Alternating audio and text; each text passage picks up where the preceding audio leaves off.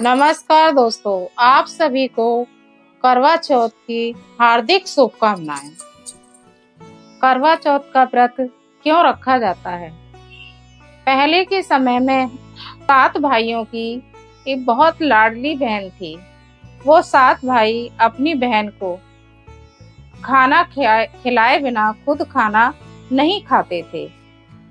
जब करवा चौथ का व्रत आया तो उसके भाइयों ने बारी बारी से पूछा कि बहन तुमने खाना नहीं खाया, बहन तुमने खाना नहीं खाया। सबसे छोटा भाई बहुत अधिक प्यार करता था। उसने कहा जब तक बहन नहीं खाएगी तो हम भी नहीं खाएंगे। और उसने देखा कि बहन का चेहरा भूख से कुमला रहा है तो उससे रहा नहीं गया और वह छलनी लेकर के और एक दीपक लेकर के बड़के पेड़ पर चढ़ गया और छलनी की ओट में उसने दीपक जला दिया। सबने कहा कि देखो, और भाइयों ने कि बहन देखो चंद्रमा निकल आया, चंद्रमा निकल आया, आप चंद्रमा को अर्घ दे के खाना खा लो। बहन ने सोचा कि वास्तव में चंद्रमा निकल आया। उसने चंद्रमा को अर्घ दे करके खाना खाने वह बैठ गई। उसने अपनी भाभियों से कहा, उन्होंने कहा कि नहीं, हमारा चंद्रमा नहीं निकला है, आपका निकल आया होगा, हम नहीं दे रहे आप।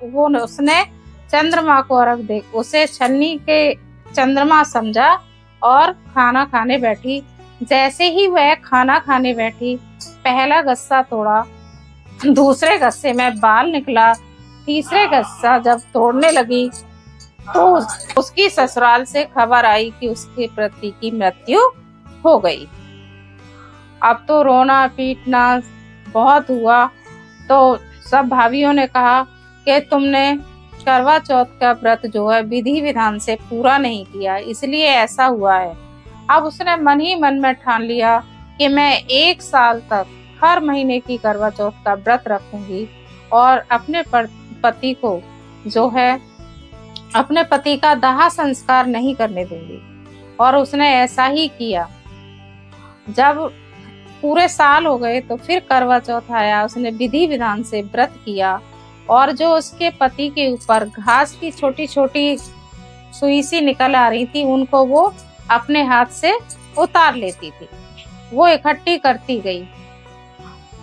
और सभी भाभियों से उसने बारी बारी से कहा कि भाभी ये मौत की सुई ले लो और मेरे पति का जीवन दान दे दो।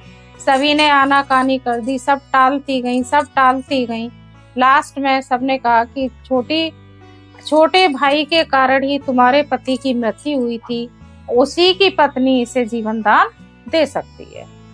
तो उसने छोटी भाभी का दामन कैसे भी छोड़ा नहीं और कहा नहीं, मेरे पति को आपको जीवन दान देना है और ये सुई ले लो, मेरे पति की मृत्यु इसे मुक्त कर दो। तो उसकी भाभी जब वो बहुत पीछे पड़ गई, भाभी ने धक्का मारा, नोचा खसोटा कि मैं नहीं कर सकती। तो उसकी तपस्या पर उस पर दया आ गई। तो उसने अपनी तर्जनी उंगली काट करके अमृत निकाला और उसके पति के मुंह में डाला। तो उसका पति गणेश जी जय गणेश जी कह करके खड़ा हो गया। हे करवा चौथ जैसे उसके पति की रक्षा की, ऐसे ही सभी बहनों के पतियों की रक्षा करे। जय श्री कृष्ण।